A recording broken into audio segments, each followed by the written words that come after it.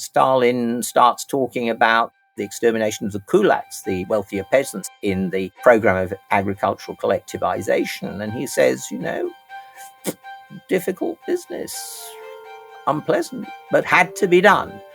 Hacking into the pig, and Churchill just has this sense of, he says, of seeing millions just being blotted out. But there wasn't anything you could say in this time of warfare dealing with this man as an ally. Welcome to Creating Churchill, an alternative biography of soldier, journalist, war leader and greatest Briton, Winston Churchill. His story has been told so many times, his bulldog image has become so familiar, that today Churchill can seem more meme than man.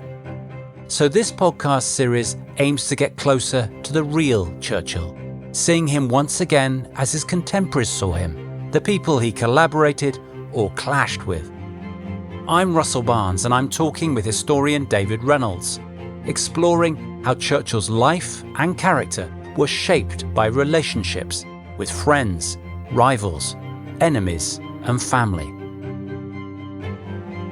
In this episode, a fateful relationship that shaped millions of lives in Eastern Europe after the Second World War.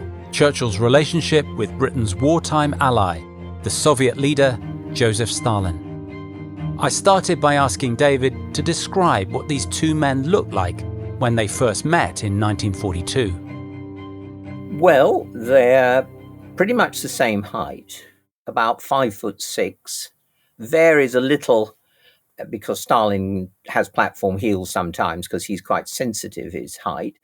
And also, we don't know that much about Stalin's height. He wasn't the sort of person who took naturally to a tape measure being waved in front of him and so on. But if you compare the two of them when they're standing together at conferences like Yalta, they're about the same sort of height. Stalin has a pockmarked face. He has a withered hand. So there's certain physical details that strike you when you see him.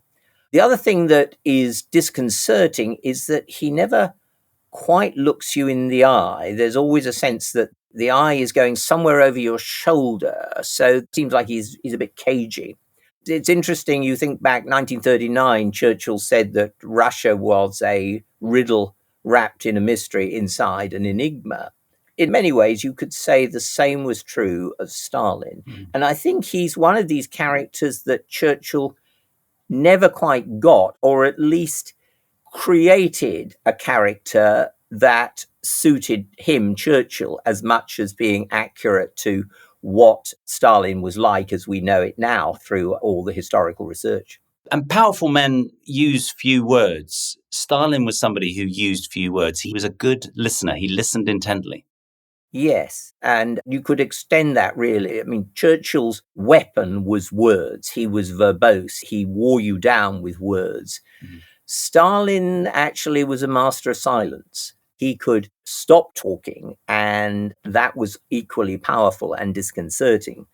He does listen carefully, and of course, you've got to remember that when we're talking about conversations between Churchill and Stalin, they're not normal conversations in the way we're having a conversation now, because Churchill says something in English, a translator translates it into Russian, Stalin then replies in Russian, the translator, or it's the British translator translates back into English. So it's a sort of slow process of ping pong.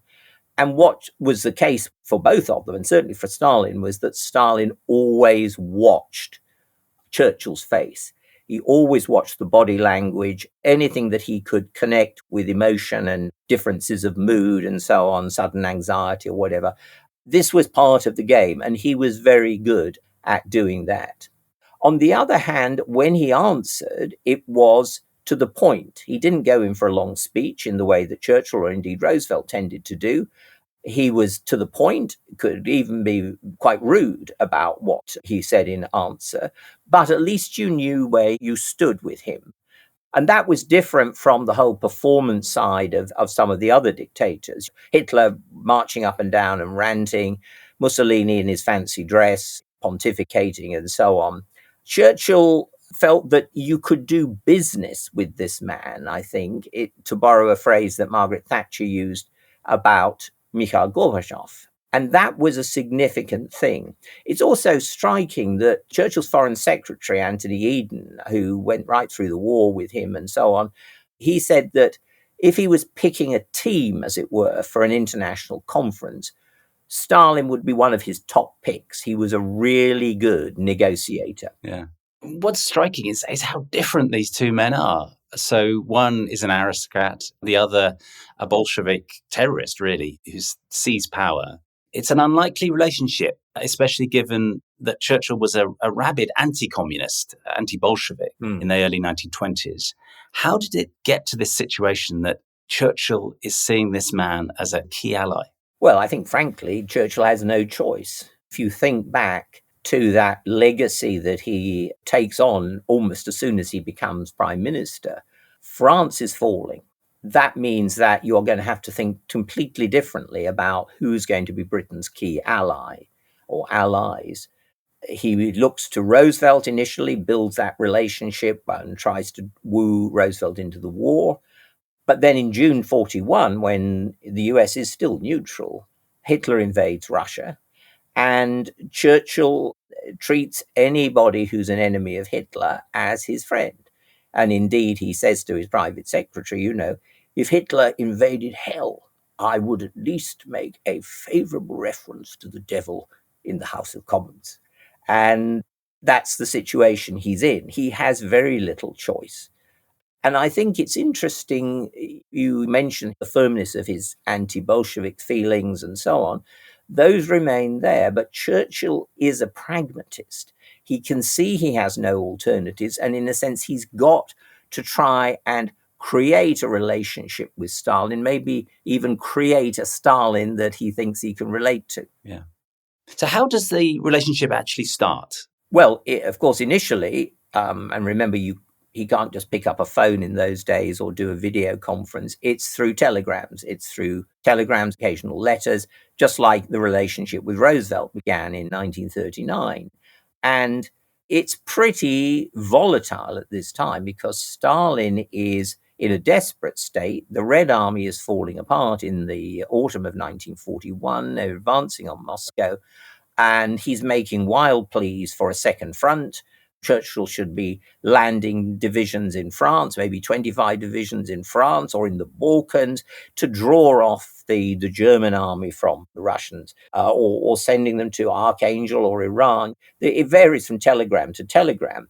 And it's totally crazy. Churchill doesn't have 25 combat divisions in the whole of the British army fit for battle. Britain is struggling to get self-mobilized. It's always assumed that France was going to bear the brunt of the manpower demands. Britain would contribute to the alliance more in terms of navy and air power and so on. So he is scrabbling around. And also, Stalin can be very, very tetchy. So at one point, Churchill says, look, I'm going to send 2 senior generals to talk with you. And Stalin says, well, if they need to be able to have powers to sign a wartime alliance or to agree on war aims and military cooperation, otherwise, I may not just have time to see them. And so Churchill is really angry at being treated in this sort of way. Wow, it sounds like a kind of email exchange from hell. Yeah, and you should be grateful that they didn't have emails at the time, because pressing the buttons in these kind of moods could have been really difficult. And he keeps on. Stalin keeps on at this sort of thing. He's pushing for an Allied second front all through 41, 42. He's not getting it. Yet, what's also disconcerting is not just the bursts of anger and the sort of crazy demands, but then suddenly he can flip into a completely different mood. Right. So 30th of November 1941 is Churchill's birthday, and he gets a message of birthday greetings from Stalin. Now, I don't imagine Stalin has sent many birthday greetings to anyone, and certainly not to a capitalist leader. But he does this, possibly, I think, prompted by the ambassador in London, Ivan Maisky, who knows Churchill well. But it's an adroit move because it's keeping Churchill off balance. And I think that's part of the whole story of this relationship, that Stalin manages to play that sort of game quite effectively. So Churchill never quite knows where he is with Stalin. And this volatility goes on. In the summer of 1942, Churchill makes it clear that there's not going to be a second front that year. Britain doesn't have the resources, the manpower to do it. And Stalin flares up again, and eventually Eden, the British Foreign Secretary, Maisky, the ambassador in London, say, look, crucially, these men have got to meet. There's got to be face-to-face stuff instead of all this telegram ping pong and so on. And they set up the idea of a meeting to break the impasse, to build some kind of different relationship.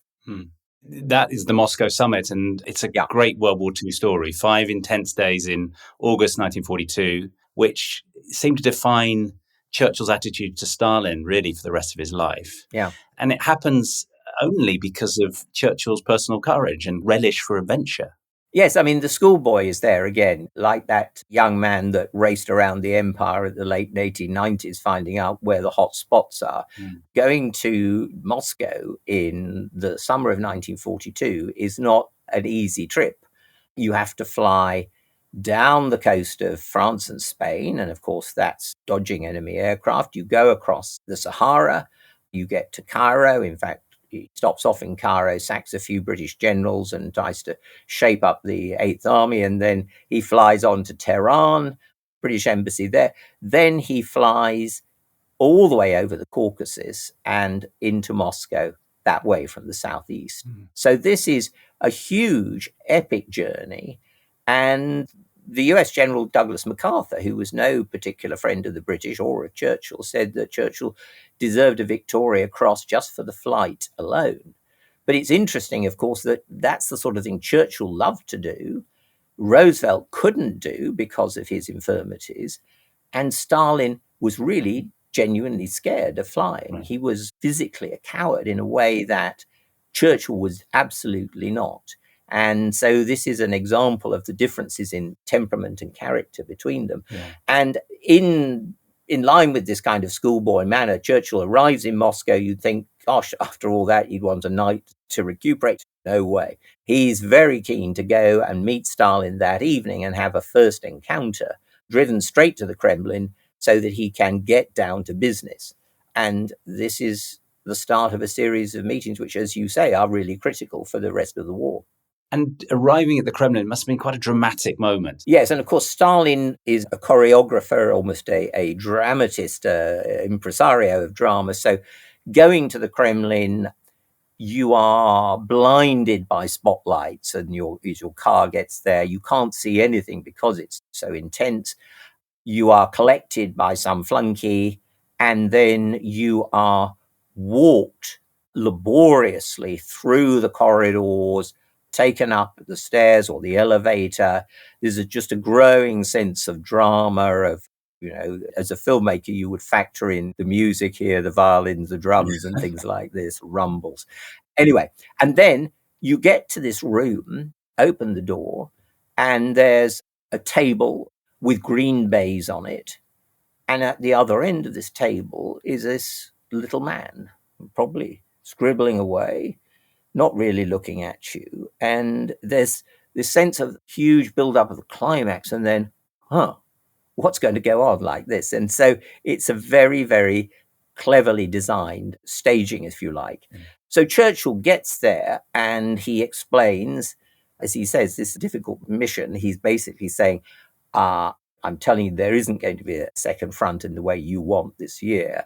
So what he does is to dress it up and say, but what we're going to do, and he draws, again, his little sense of theatre, he draws a sketch of a crocodile on a piece of paper, and he says, we're not going for the hard snout of the crocodile, meaning we're not going to attack in France and get really zapped by the Germans. We're going for the soft underbelly, as he describes it, meaning the Mediterranean, North Africa, Italy, and that's how we're going to strike at the enemy.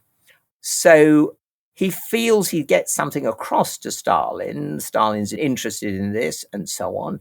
And he writes back to the cabinet. He says, when we left, Stalin was in a glow, as he puts it. And then they retire to Dacha that's been made available to them. And Churchill is, of course, still very high from the whole thing, talking away. And one of his entourage points to the chandelier and indicating, there's probably a bug in the chandelier. So Churchill just walks up to it and he says that the Soviets are peasants. They're lower in the scale of humanity than the orangutan. And then he says, let them take that down, and translate it into Russian. It's a really remarkable kind of performance on his first day in Moscow. Yeah. It's funny, isn't it? Because it's Churchill at his most reckless, really, a kind of schoolboy bravado. Yes, it's bravado. But what is striking about the man is that he loves a challenge. He rises to a challenge, and he is not exactly bored by detail and routine, because he can certainly do a lot of hard work. But he's inspired by these kind of situations. Here is a man who has a profound romantic sense of history, and he knows he's making history that night, and he relishes it. Does it do damage? Well, what was said in the Dacha was certainly taken down and passed on to Stalin. It's also something that I was struck years later, probably in the 80s or early 90s, there was a meeting of Russian and British historians at the Foreign Office. And one of the senior Russian historians spent some time talking about those comments, the orangutan comments. And he clearly took it as a personal insult that Churchill talked in that way. So it's hard to say. The second meeting certainly was very different in tone. Stalin really just went for Churchill. He accused the British of being cowards, of being scared to fight the Germans. But Churchill was really furious at this. Cowardice was always a word that really got to him. And he was inclined afterwards to say, right, we're just packing it up. We are going to leave here. We're not going to be insulted. I've never been insulted like this. And it took a lot of hard work by the British ambassador to kind of calm him down and persuade him to stay. So, this is an example, I think, of the way in which this summit really shows Churchill not so much as a bulldog, but the volatility of his emotions. So much passion going into what he's doing, and very sensitive to the twists and turns and the ups and downs of the meeting. Yeah, it's strange that he falls for this. Clearly a hot and cold treatment. Yeah. Churchill is absolutely furious, as you say. So how do they start talking again? So the British ambassador persuades him that there needs to be another meeting. And so Churchill rather grudgingly says there would be, okay. It's not a lengthy meeting, and Churchill's ready to go. He's going to be flying back that night or early morning. But then Stalin says, oh, no, don't go. You haven't seen my apartments yet. Come and have a drink. So Churchill says, well, he was always in favor of having a drink. And so they migrate over to Stalin's private apartments in a different part of the Kremlin. And then you have Stalin, again, what you say is, I think, true, putting on a particular performance. There is a kind of rolling banquet that develops. You start with some drinks, and there's a bit of nibbles, and then within an hour or two, Stalin is hacking into a sucking pig, and they're deep in conversation. Once they've exchanged some gossip about particular politicians or ambassadors, then they get on to other things. They talk about great leaders, and Churchill extols the virtues of his ancestor, John Churchill, the first Duke of Marlborough, and Stalin says that, well, he thought Wellington was a greater leader because he defeated Napoleon. So sort of needling Churchill a bit. They also get onto some somber things. Stalin starts talking about the extermination of the kulaks, the wealthier peasants, in the program of agricultural collectivization. And he says, difficult business, unpleasant, but had to be done. Hacking into the pig, And Churchill just has this sense of, he says, of seeing millions just being blotted out. But there wasn't anything you could say in this time of warfare dealing with this man as an ally. And that was the crucial thing here. What he was trying to do was create an alliance, a working relationship.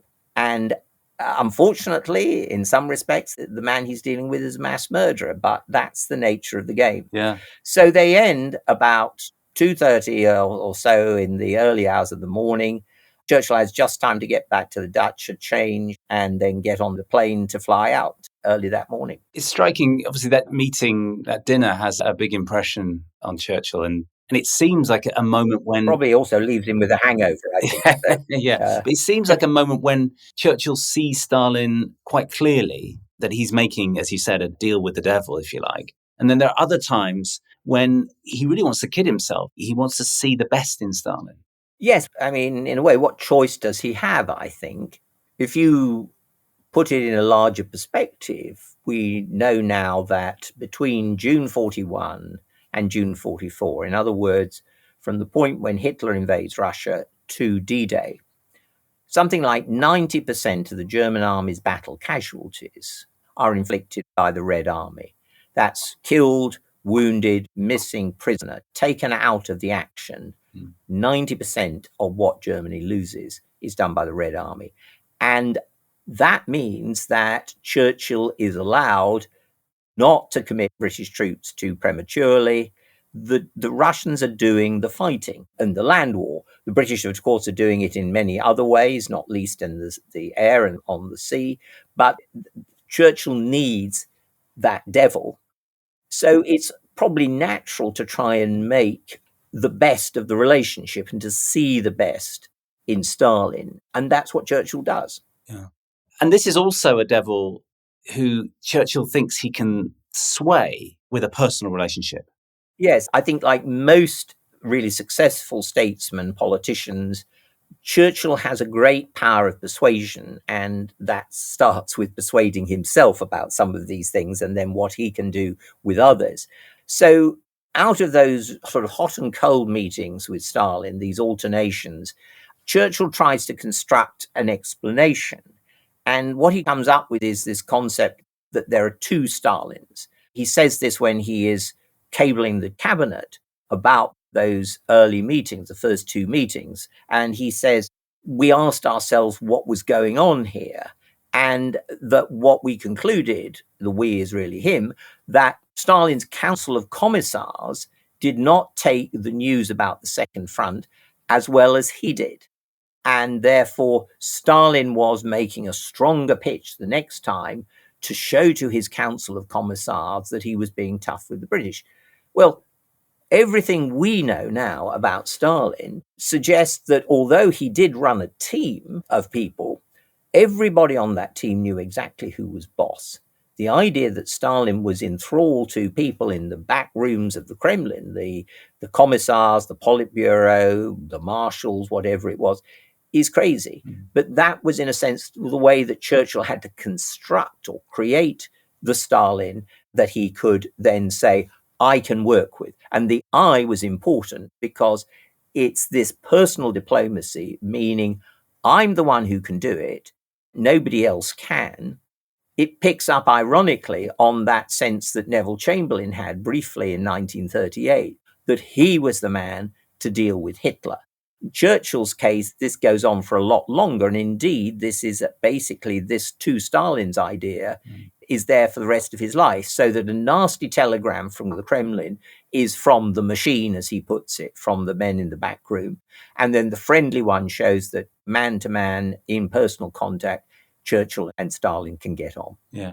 So by the later stages of the war, it's clear that the Soviets will push right into Eastern Europe.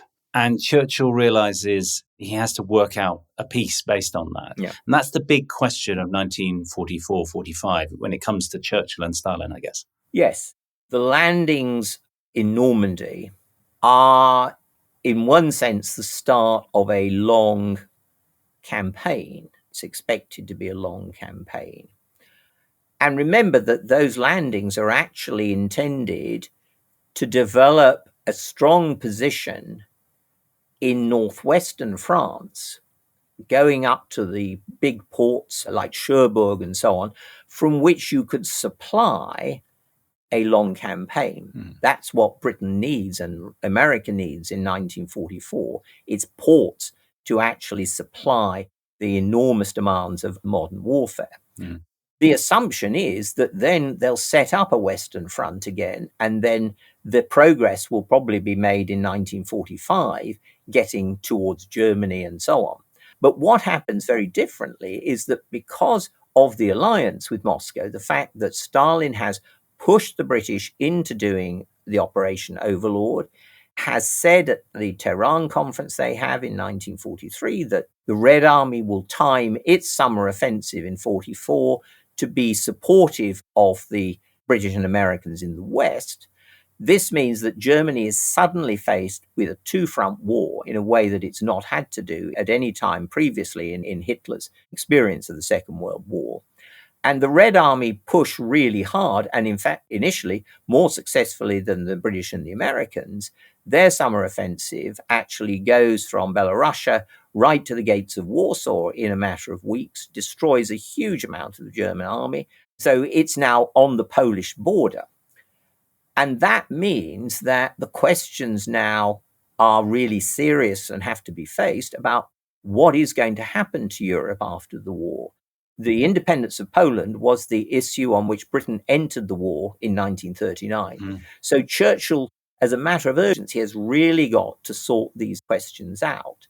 And that's why he now becomes really animated about trying to pin the Russians down onto what they really want and what can be agreed. And again, you have, if you like, the schoolboy here. He flies to Moscow again in October 1944. Again, that belief, I can sort this out. And he's looking too, I think, perhaps rather like the crocodile in 1942. He wants another little theatrical gesture. So he pushes across the table to Stalin a note that he scribbled suggesting percentages of influence in parts of southeastern Europe and Eastern Europe. The one that matters to him particularly is Greece, 90% British, 10% Russian. On the other hand, he's willing to concede 90% Russia in Romania and 10% for the British and the Americans and so on. Various other figures. So this percentages note, he just pushes it to Stalin, no advance warning. Stalin looks at it, he has a bit of it translated, and then with his blue crayon, he puts a tick in the right-hand corner, pushes it back again. And nobody quite knows what this, Churchill describes it as a naughty document, what it means. What is this? Areas of territory, percentage of influence on the Control Commission after these countries surrender. The poor old foreign secretaries next day, Eden and Molotov, are obliged to try and work out what the hell Churchill was up to.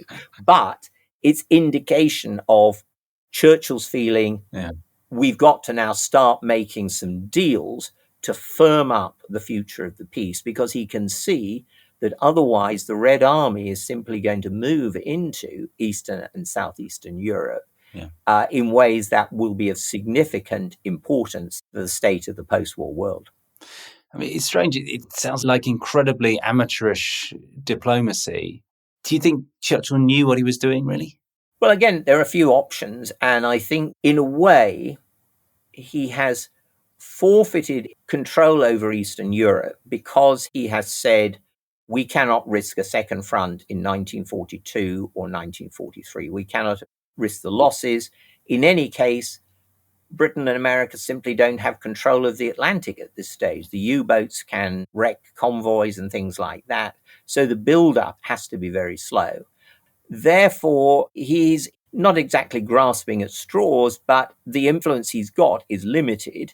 And that's why he builds up this sense in his own mind and in others that he's the one who can do business with Stalin. The threat of Russian influence in Europe is strong. His fear of Bolshevism remains.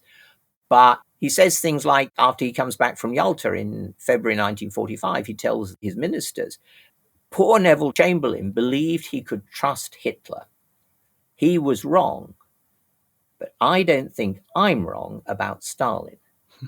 Now, that's an incredible hostage to fortune, but it's like he's creating the Stalin he needs and reposing faith in his, Winston's, unique ability to make the difference in terms of managing the relationship. So we get to spring 1945, and Churchill is in a difficult place now. His great ally, FDR, is dead. He's must be exhausted by war. I mean, he's a workaholic anyway, and he's got his age catching up with him and some health issues. Did he also, do you think, have a sense that the consequence, if you like, of defeating Hitler was that he'd helped Stalin to grab all this power in the East? Well, I think that must have been his darkest fear.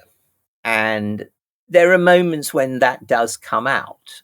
By the early months of 1945, he's starting to use terms like a screen or a curtain coming down across Eastern Europe, and then he comes up with the phrase Iron Curtain. And also, there's this bizarre moment just after victory has been won in the West, after the German surrender on the 8th of May. A few days later, Churchill asked the chiefs of staff to draw up a contingency plan for getting a fair deal for Poland, even if that required using force. And using force means actually against the Red Army. Churchill even says that the chiefs of staff should assume that they could make some use of German manpower. So, wait a minute. We have just defeated Nazism significantly through the help of the Red Army. And Churchill is now saying, consider the idea of using our defeated enemy just after the victory against one of our leading allies. And the chiefs of staff, not surprisingly, say that, they see a few difficulties here, Prime Minister, and that the last time this idea has been tried, and it happened quite recently, actually, Prime Minister, I'm paraphrasing this, but that's really the tone of it. Yeah. It started off quite well, but by the end, the Red Army was in the ruins of Berlin. So we don't think this is necessarily the greatest idea. Whereupon Churchill does a U-turn and he says it was only contingency planning, and what is then called Operation Unthinkable is consigned to the archives. Right. But this is another example of things where, we have lots of documentation and sometimes we can't quite say actually what's going on here. And it depends, I think, on individual historians how you create your image of Churchill. But in this case, I see it as something that it expresses his anxiety and I think probably his deep remorse that this is the way it's turning out and that it has very little influence on what's going to happen to Poland, the country that Britain went to war for. And also it's a continuing feeling. So his last volume of memoirs, the war memoirs, the volume 6, about 1944-45, is entitled Triumph and Tragedy.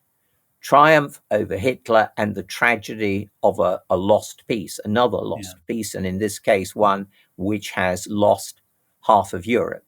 And that's part of the poignancy of those last few months for Churchill in office in 1945.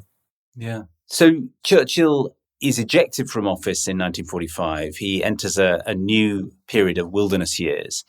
But he could use that period to be a prophetic voice on international affairs. And it's his Fulton, Missouri Iron Curtain speech that's come to be seen really as a kind of opening salvo of the Cold War. Yes, that's right. And that's, if you like, the popular image of Churchill after 1945, the bulldog of World War II becoming the robust defender of the West against the Soviet Union. But in fact, the speech is rather more nuanced, more complex. I think it's really directed towards the United States as much as to the Soviet Union. Churchill's own title is not Iron Curtain, it's The Sinews of Peace. And what he's saying is that the sinews of peace, what will make for a strong peace, is a close relationship bonding together Britain and America in the post-war period as well as the wartime alliance. So it's carrying that on into the post-war period. And he says the Russians despise weakness, they respect strength, and the sinews of peace are this strong relationship between the British and the Americans. It's this sense of, if you like, a muscular British-American relationship, the special relationship as Churchill's talking about it in the later part of the war, that's crucial. And the reason why I think we see Fulton as the opening salvo in the Cold War is as much because of Stalin's vehement reaction. he likens what Churchill's saying, particularly about Anglo-American cooperation, to Hitler's race theory. And, it's that polemic that comes out in the Soviet interviews and things like that. Churchill never really changes his feeling that the problems, undoubted problems, real problems now with the Soviet Union and with Soviet power can be at least ameliorated if he can keep up a relationship with Stalin. And one of the themes that comes out towards the end of those wilderness years, particularly in 1950, as he's preparing for another election, because Churchill's not let go of being Tory leader. He's still determined to come back to office. He says, what we need now is another parley at the summit, talk at the summit. And here is another of these Churchillisms that he coins, which are so much a part of the lexicon of diplomacy, really. If you think of it, special relationship, Iron Curtain, summit. Churchill's defining the language we use, and that's helping people to think in terms of possibilities like, can we talk to Stalin, and after Stalin's death, to the Russian leaders? And again, the point, and it becomes the point of Churchill's second term in office, is to say, I'm the man to do it. Yeah. I did it once. I know how to handle it. Trust Winston. And that's the way that he's constructed the whole story. Looking at the story of Churchill and Stalin, it seems to me that Stalin probably got the better of Churchill, that he played him. He used his volatility and impulsivity against him. Yes, you could say that in some ways, but as I've been saying really the whole time, Churchill doesn't have many choices after the fall of France. And what you could say is that he plays a weak hand pretty effectively. And when we're talking about Russia, we also have to think about America. Part of what Churchill also does during the war is to draw the United States into a wartime alliance that does persist into the post-war period. And in that sense, the Fulton speech is an important one for building up what will then become, a few years later, NATO itself. And the way that Churchill has to create a sense about how he can deal with Stalin is also because of his feeling that what you need to avoid is Cold War becoming hot war. So it's important to keep talking to that other side, even if you can't really change anything at the moment. So I think we have to see the Churchill relationship with Roosevelt and Stalin as going together. They're two parts of what Churchill is grappling for. And also, if you think really about this in terms of Churchill's style of leadership, his approach to leadership, there's a book that the historian John Keegan wrote about leadership, which he calls The Mask of Command. The Mask of Command. And that really tries to convey the sense that whatever a leader is thinking, whatever a person in power knows about his weaknesses or her weaknesses and so on, the one thing you can't do is say that in public. It's all got to be, don't worry, we're in control. I know what should be done. And it's that sense of Churchill saying, I can talk to the Americans, I can handle Stalin, that is part of the way that he constructs a reality that suits what he's trying to do.